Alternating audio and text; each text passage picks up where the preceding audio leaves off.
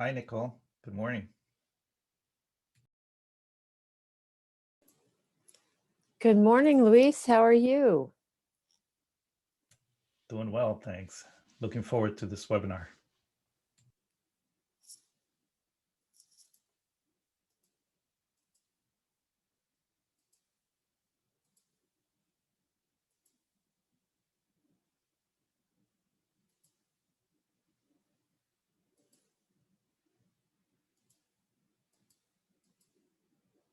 Okay, well, I have got the top of the hour now, and so we're going to go ahead and get started this morning. Good morning, everyone. My name is Nicole Gaines. I am the project director for the NIMAC, and this morning we're going to talk a bit about producing NIMAS, some best practices and reminders.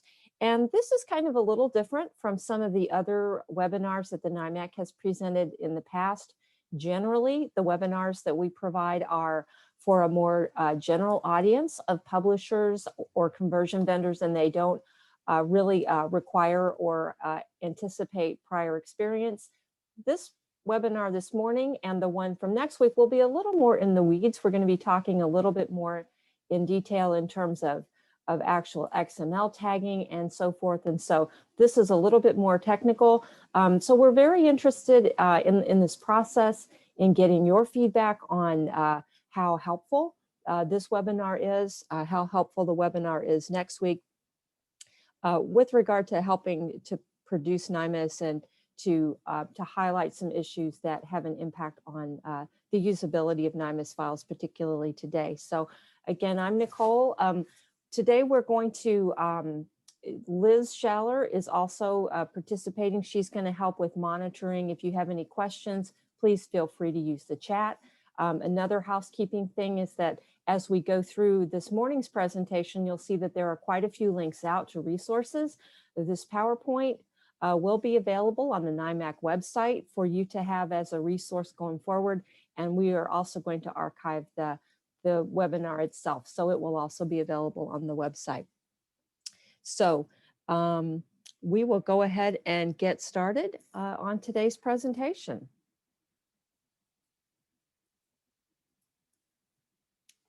So what we're going to be covering today, we're going to talk briefly about some resources for producing NIMAS. We're going to look into a few specific XML tagging issues. And again, when we're talking about these best practices or these kind of the correct way to tag certain of these structures, the way that these come to our attention is that we get feedback from users who let us know that, hey, if this particular structure isn't tagged quite correctly, it can cause problems when I'm using the NIMAS file. So that's really the impetus behind wanting to share this information with you today. Again, this particular training is assuming that you are familiar with NIMAS, that you are directly involved in producing NIMAS, and that you already basically understand how NIMAS is structured and how to prepare your files. After talking a little bit about the XML, we'll talk briefly about alt text, have a few comments about metadata and some reminders. And then we're going to hopefully have a few minutes at the end where we can talk about the new validation tool that the NIMAC is working on this year and getting your input on what you'd like to see in that tool. And then after the webinar is over, Liz will put a brief survey in the chat where you can provide additional feedback, both on training that you'd like to see going forward and what you would like to see in the new validation tool. So please do keep an eye out for that. So when it comes to producing NIMAS, the three key resources are the NIMAS specification itself, the DAISY structure guidelines, and the NIMAC metadata guidelines. Again, if you are actively involved in producing NIMAS, these resources will hopefully be very familiar to you. The links are provided here if you need to look through them. And I will say that especially with regard to the DAISY structure guidelines, we'll be referring back to them repeatedly in this particular presentation. And it's a great resource to go to because they do provide specific examples and how to tag specific examples. And it's just very useful, a very useful resource and something that you want to take advantage of.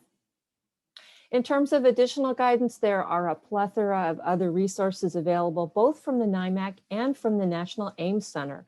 And so I would just encourage everyone to take advantage of those resources as well.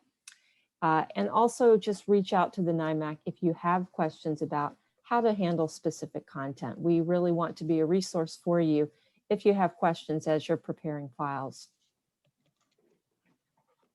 So getting into the XML pointers, there are basically 4 areas that I want to talk about today. And the first one is actually going to be the meatiest. So hopefully everybody's had their coffee this morning. And it's the table of contents. And this is an area where we see a lot of files that are almost correct, but not quite. So I just wanted to spend a moment to talk a little bit about how a table of contents should be structured. And one of the really basic things is that while we call a table of contents a table, when it comes to NIMAS, it should not be tagged as a table. It should be tagged using a nested list structure. And there is a major structures section of the DAISY structure guidelines that goes into quite a bit of detail with several examples on this, which is, again, a great resource. So what I'm going to start with here is this is an example actually taken from the DAISY structure guidelines. And I want to start by just looking at what we actually see in the print book for this particular example. So what we have here is that this book is Unit 1. That is the complete book. So that's one thing I want to clarify right away. So the book is Unit 1, Animals, Tame and Wild. So what we see here is that within this book, we have 2 chapters, Animal Friends and Wild Animals. And underneath those chapters, we actually see our table of contents entries. So if you looked at this, or if you prepared a table of contents for this, and you created a list for Animal Friends and a list for Wild Animals, to that extent, that is correct. You're halfway there. But what we also want to indicate here is that those 2 lists are not standalone structures. They are a part of the whole table of contents. So when we talk about nesting these lists, what we're really talking about is creating a parent list, which in this case is going to consist of the names of the chapters. And then the nested lists or the child lists are going to be underneath those list items within that overall structure. So what we're going to do now is actually look at what that table of contents tagging is going to look like. Oops, did not mean to do that. Let me go back. So this is the top of our table of contents tagging.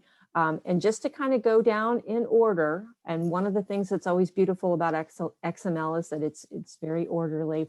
So, we start out with our level 1 tag. That's a very common way to introduce a table of contents. Then we have a page number. We have our H1 heading for the table of contents. And then that's where our parent list that I was talking about, that's where it begins. This is the list that's going to wrap that whole table of contents.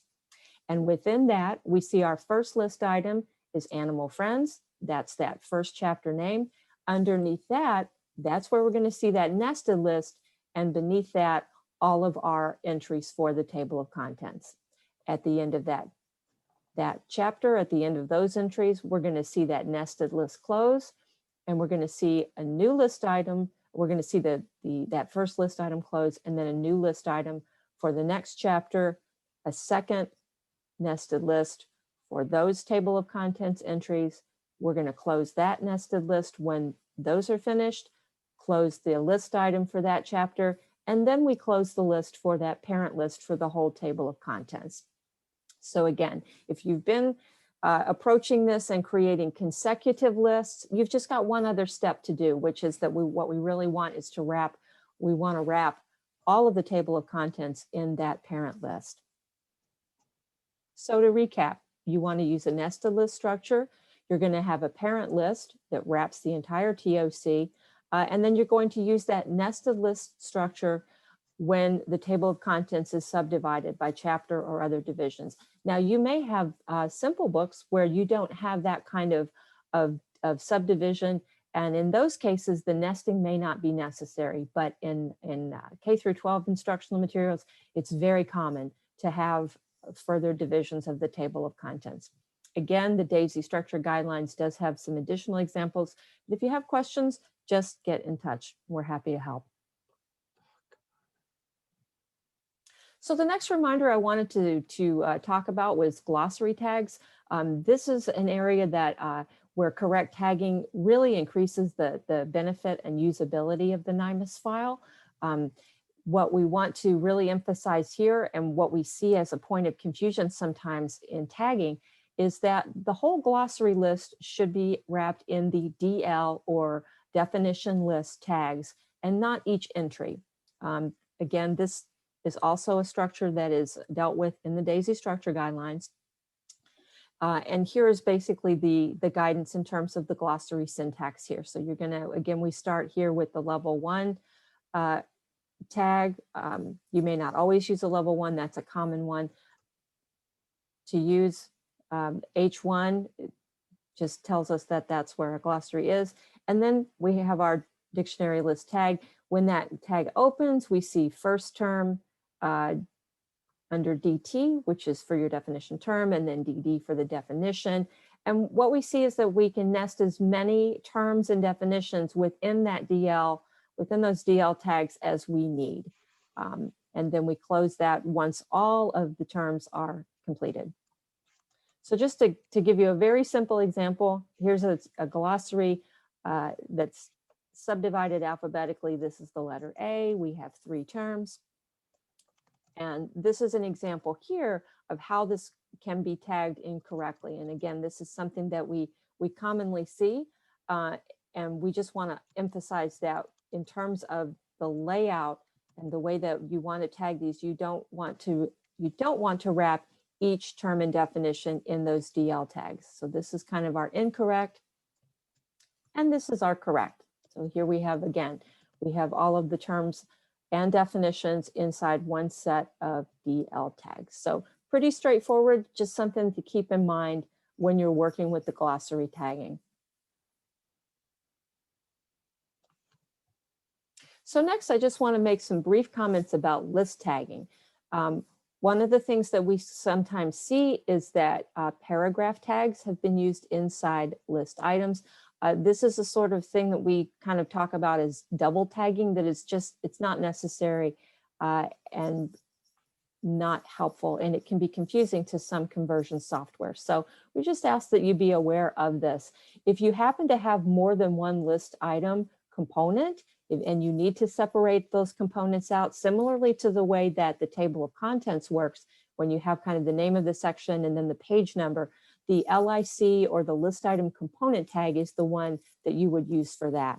But if you have just a simple list, for example, we have a very simple ordered list here, how to start my old car.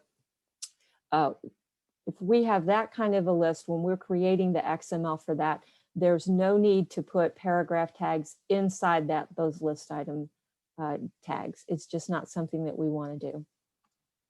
So this is our incorrect example, and this is our correct example. So again, just put the contents in there. The other thing I just will highlight here is that whenever you have a list, that type attribute is required. We have OL for ordered list. We have UL for unordered list, and then we have, I believe it's PL for pre-formatted list. So if you have any questions about that, that is also covered in the structure guidelines. Another thing that we occasionally see that I just like to point out is that we sometimes will see a page number that is hidden inside a list item tag. And this is just a reminder that if you have a page number that is occurring between 2 list items, don't accidentally include that in the list item tag. Sometimes this can cause the page number tag to be hidden to conversion software. It's not expecting it there.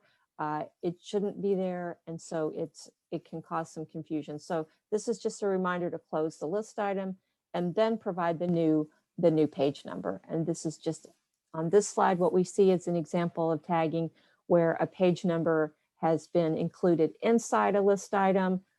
We don't want that because actually what we can see from the way that the content is tagged is that the page number actually there isn't actually additional content on the previous page before we move to the new list item. So it's just simply a matter that the tagging, the location of that tag is not right for the particular content. So just a reminder of that.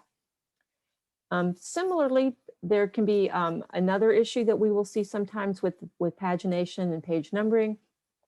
And that is that sometimes we will see that the publisher or the vendor has enclosed all of the page number tags in paragraph tags. And this, again, this is not something, conversion software is not looking for this particular structure, and it can make it more difficult for the file to be rendered correctly. So just as a heads up, don't put paragraph tags around your page numbers.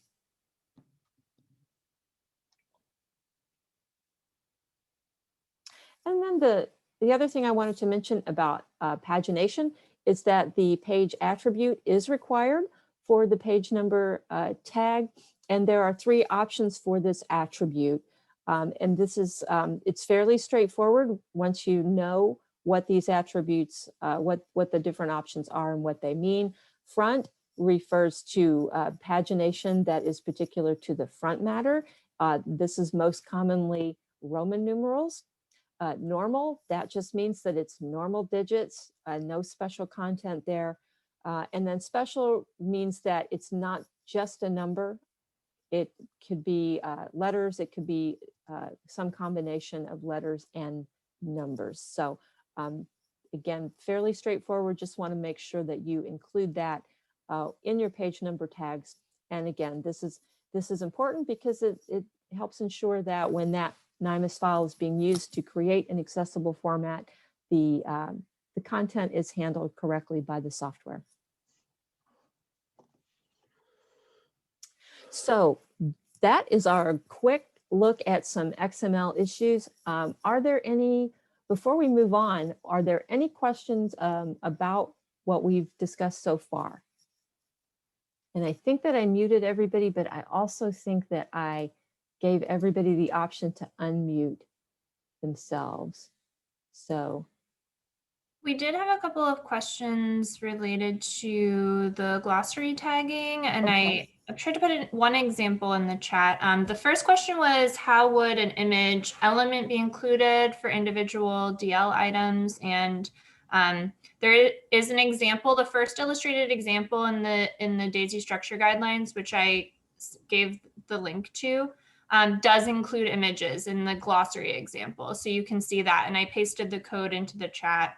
And then the second question was about, can page breaks be tagged within a DL list? And the answer is yes, and that is actually also illustrated in that example in the DAISY structure guidelines. So if you consult that example, it gives you really actually great illustration of both of those things. Great. Thank you, Liz. No problem. Okay, so what we're going to talk about next is talk a little bit about image descriptions. And this is something that alt text is a short description of an image that provides access to the information for individuals generally who are blind or visually impaired, but it can also be useful for other types of situations. Sometimes with voiceover for digital formats, it can be just very helpful to a range of students. And so image descriptions are very valuable and beneficial for students, and we do recommend that you include image descriptions in your NIMAS files. But it's important to note that alt text is not required in the specification. This is something that's above and beyond what is actually required in the technical specification itself. But when an alt text when alt text is included, a short description is included, it's included on the alt attribute of the image tag. And so that I've got just a really brief example there to show you where that is found on the actual tag. One of the things when it comes to alt text is that alt text very much depends on the learning objective. It can depend on the context of the image. And for this reason, we actually strongly recommend that editorial staff who are familiar with the material supply alt text. This is really the ideal. We know that that's not always possible, but we just like to throw that out there. The folks who are creating the content are most familiar with the learning objectives. They're most familiar with the content. They're in the best position to provide really good descriptions that are suitable to the context. One of the things that we do want to note is that if you aren't providing an image description, which again, that's acceptable, you're not required to, just leave the attribute empty. And there's an example here of just that alt equals and no content there. We ask that you not use placeholder text. Sometimes it can be tempting to just put the word image or the word equation. That kind of alt text just has to be stripped out later because it's not useful for the student. And so it actually ends up creating extra work to include placeholder text. So you just don't need to do that. So when we talk about high quality alt text, what do we mean? Well, I've already pointed to a little bit of that. At the most basic, what we mean is that it's free of grammatical and spelling errors. The NIMAC itself does not go through and extensively review alt text. That's just not something that we would be staffed to do, to review all alt text throughout a book. However, when alt text is present, we will generally review and just kind of spot check. And if there is problematic alt text, if there are a lot of grammatical errors, if there are spelling errors, we will require that those be corrected. We'll send that back to the publisher or to the vendor. Additionally, of course, it needs to be age appropriate in language. If the textbook is for a second grader, then the alt text for that image of George Washington may be quite different than if it's a 10th grade civics textbook with a different context and so forth. So it needs to be appropriate to the context and the age of the student. And alt text is also, what we're talking about is a short description. So we're talking no more than 1 or 2 sentences in length. If you have a complex image and it requires a longer description, we welcome you to provide those. And the prod note element is what is used for that purpose. In terms of resources for image description, there are a lot of great resources that are available online. The NIMAC has actually pulled together a few basic resources to make it easy for you to get started. And there's actually a downloadable resource on our website to give you some guidance for alt text. And there's also a really great example of good alt text and long descriptions in the Social Studies NIMAS exemplar that's found on the Ames Center website. This is a brand new exemplar that was just put together in recent months, and it can be very helpful if you are new to creating alt text and you would like to see what good alt text looks like. And again, if you have additional questions, we are always here to be at your disposal. So the last thing that I want to really talk about is just to give a few pointers about metadata. NIMAS metadata is required. The specification requires that publishers provide it in the OPF for each file, and it's not optional. And one of the things that we just try to emphasize is that we don't want metadata to be an afterthought for your files. We want it to be something that you really think about, because what we find is that missing metadata or incorrect metadata, that is the primary reason why files would be rejected by the system for upload, and it does just create delays. In terms of the NIMAC file validation, a big part of the certification process is review of the metadata, and NIMAC staff routinely make minor corrections to files, and that's not a problem. But when errors are pervasive or there's a lot of missing metadata, we will have to send that back to the conversion vendor or to the publisher to get clarification, and that does lead to delays, and so we don't want that to happen. Another reason that the NIMAS OPF metadata is really important is that this is basically how your customers are finding your materials. And so that's, again, That's why it's such an important part of the file review process and why we look at it so carefully. When you're uploading files, whether you submit them by FTP and they're batch processed, or if you upload them manually through the system, either way, the system is pulling out that metadata from the OPF, creating a system record, and that's the searchable metadata that makes your material discoverable to your customers. So, and as an aside, the OPF also does travel with any downloaded file, and so it also can help provide clarification to the user who's already downloaded it. So in terms of metadata resources, the NIMAC metadata guidelines document is available on the NIMAC website. It can be downloaded at any time. And this provides more detailed information in terms of preparing the metadata. And we also we recently posted a metadata quick start guide, and this is a more brief introduction, and it can also be a refresher in terms of just ensuring that you have covered all of the bases in the metadata that you have supplied.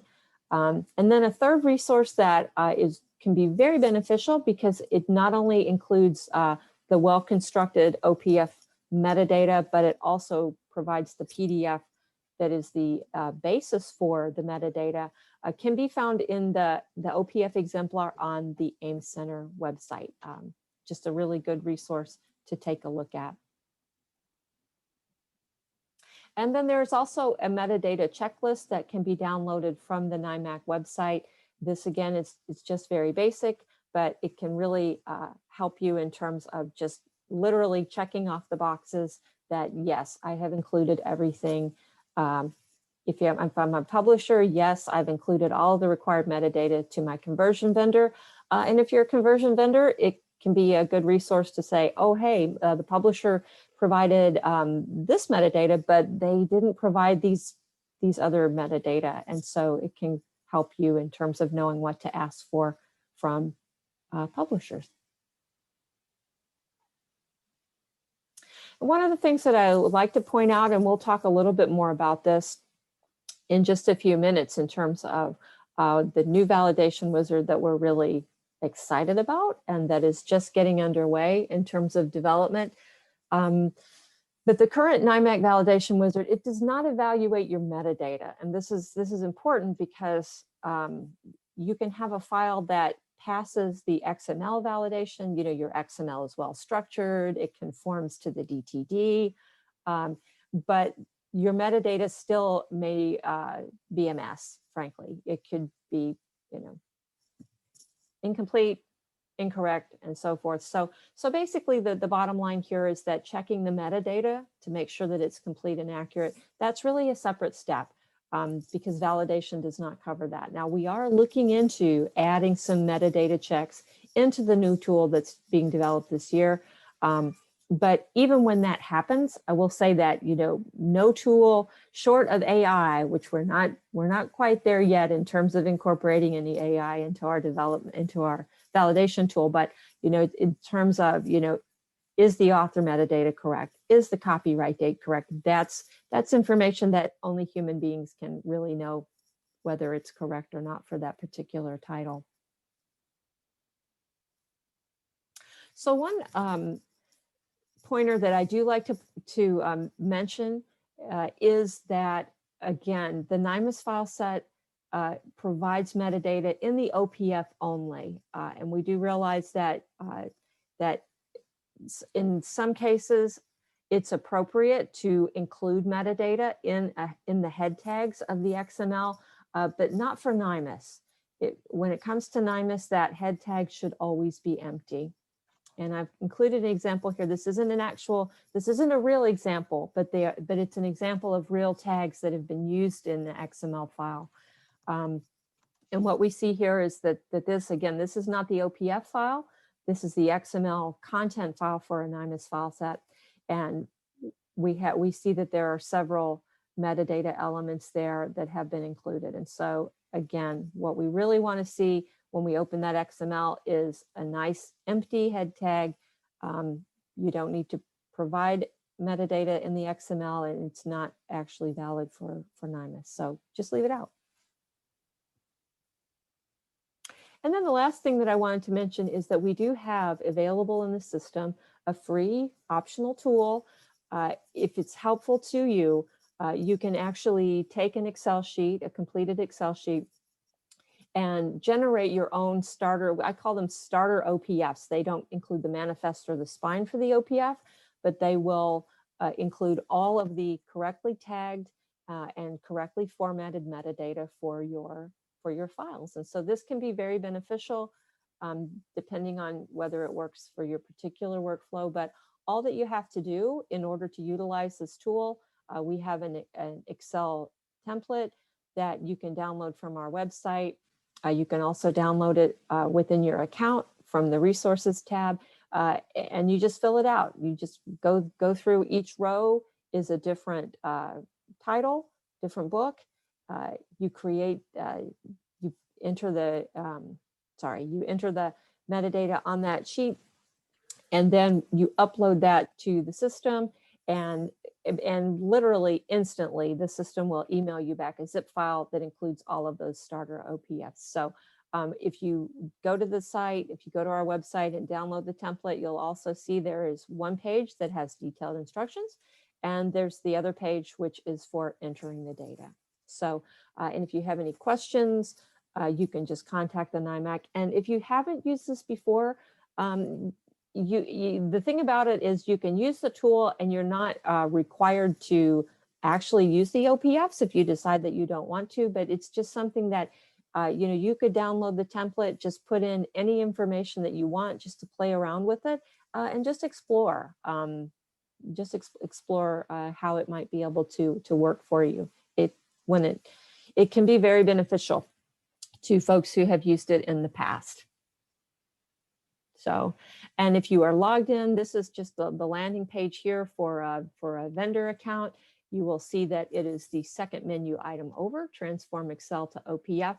And I didn't provide additional screen captures because the actual, the next page is just very basic. It's just literally a box where you navigate to where your Excel sheet is and you upload it. And then the rest is just automatic and easy. And the last part here is that we like to just make sure that everybody knows that we are really happy to assist with any metadata queries that you have.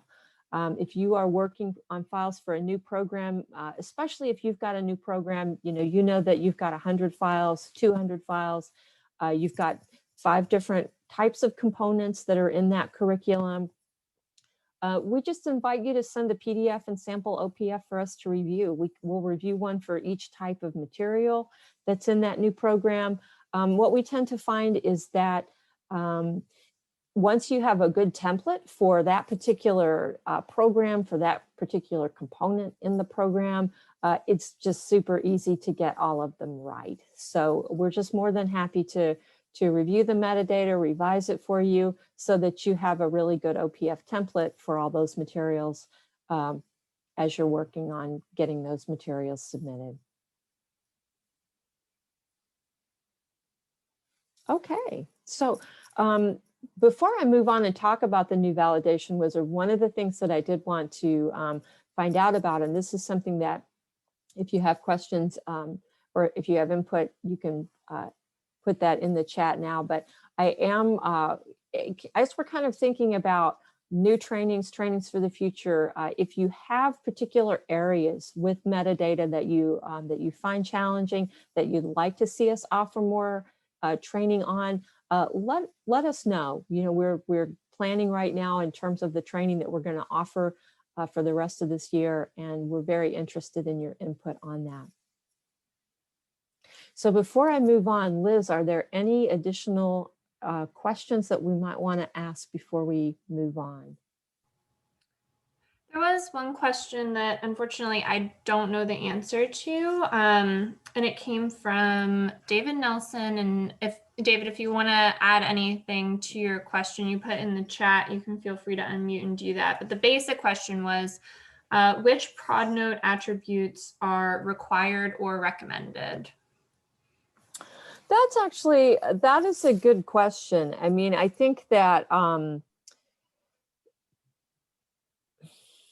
What I can say is that we don't want to have required prod notes that are not important for the student. For example, we have received feedback before that there have been prod notes that indicate, for example, this image spans the gutter, you know, to say that an image spans 2 pages, for example, that might be important for someone who's actually producing an accessible format.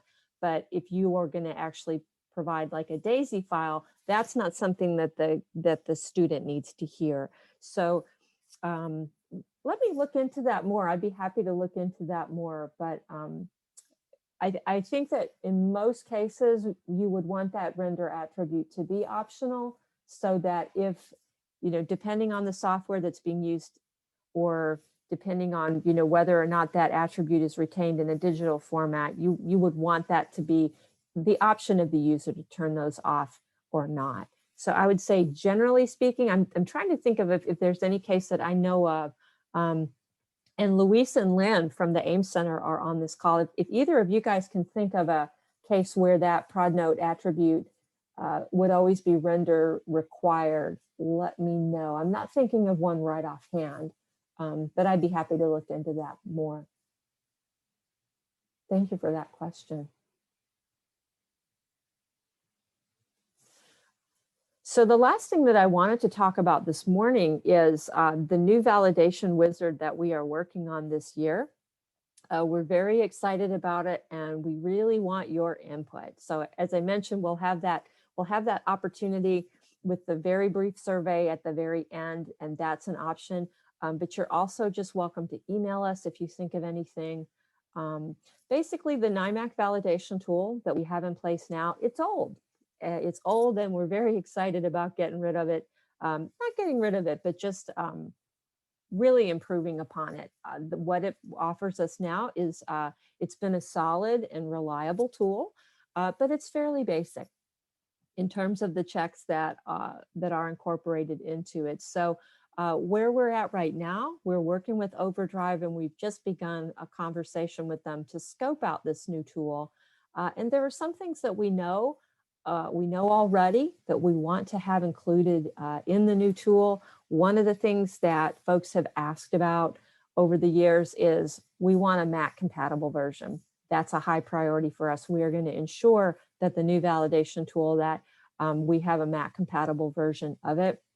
And some other feedback that we've gotten that we know that we want to incorporate in is that at the very minimum, we want to have the level of metadata validation that you would see when you upload a file to the system. If you upload a file and it fails because no grade level was included, or no state edition was included, or you know, there's some missing metadata that will cause an upload to fail. And so we want to at least incorporate that level of metadata validation into the files as well. So if you have other thoughts about how this tool could be more useful, what we might include in it, we really want to get your feedback on that, because we're having those conversations now. What we are planning for is for the tool to be released around October 1st. That's our goal. And we will keep everybody posted as we move ahead on that work. So send us your ideas. And then the last thing that I just wanted to note is that we will have, this is kind of part one of a two-part series. We focused primarily this week on some XML practices that we have seen with print-based materials primarily. And next week, we're going to shift gears a little bit. We're going to talk about the notice of interpretation and talk a little bit about producing NIMAS for digital instructional materials. And so I wanted to note that we'll have special guests from the National AIM Center, who Luis Perez and Lynn McCormick are going to be discussing the new digital materials NIMAS exemplar that is available on the AIM Center website, and field questions about that. So I hope that everybody will join us for that. It will be, I think it'll be very interesting, and it's generated a lot of excitement. So And as always, we just say that if you have any other questions, again, we're really interested in what types of guidance, what types of training that NIMAS related that you would like to see going forward. So please do share that with us. And with that, I will just open things up if there are any additional questions, or if you would like to share any information now in terms of what you'd like to see in that validation wizard. We'd be more than happy to kind of have a discussion. We do have some time left with our webinar this morning. So any questions that folks have or input, please feel free to speak up. And I think everybody can talk. Is everybody able to? We do have one new question in the Okay. chat. Great. It is, NIMAS guidelines appear to encourage use of additional elements available in the DAISY specification. What will content users prefer? More generic tagging with the baseline set, or more complex DAISY tagging method? That is a good question. I mean, I think that one of the things that we find, I mean, the recommendation has always been that if you are able to use if you are able to use beyond the baseline element set, that you are encouraged to do that. Now, does that mean that all conversion software is equally able to handle the entire DAISY specification, or the entire DAISY tagging set? That is, there's probably variability there, but I will say that in all of the years that I have worked with the NIMAC, I have never been contacted by a user saying, this vendor has included more complex or above the baseline tagging, and my software has not been able to use it. We've never been made aware that that has been a problem. So I would encourage folks to follow the guidance that has been provided previously, which is, the baseline specification, the baseline element set is what's required, but we encourage that you go beyond that. And so that's what I think that is the best approach. Good question. Any other questions? Any thoughts on the new validation tool and things that might be on your wish list for the new tool?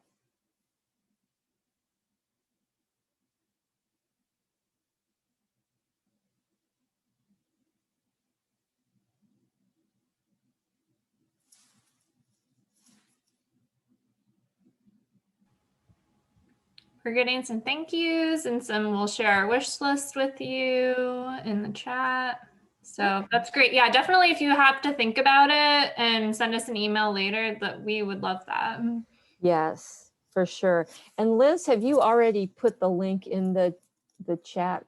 Where is my chat? I have there it is. not, but I'm going to do that right now. Yeah, and we'll go ahead and again, this is something I know that people probably have a little bit of survey fatigue. We all get so many surveys, but this is really helpful to us, and we really will take your input to heart, especially again as we plan for additional trainings and plan for the new validation tool. So thanks everybody for helping us out with that.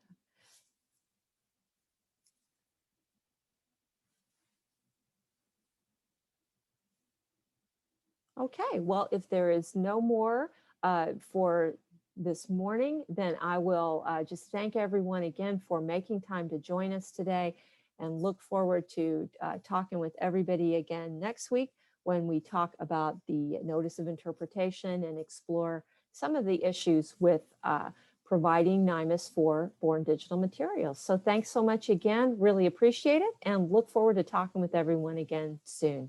Thanks so much.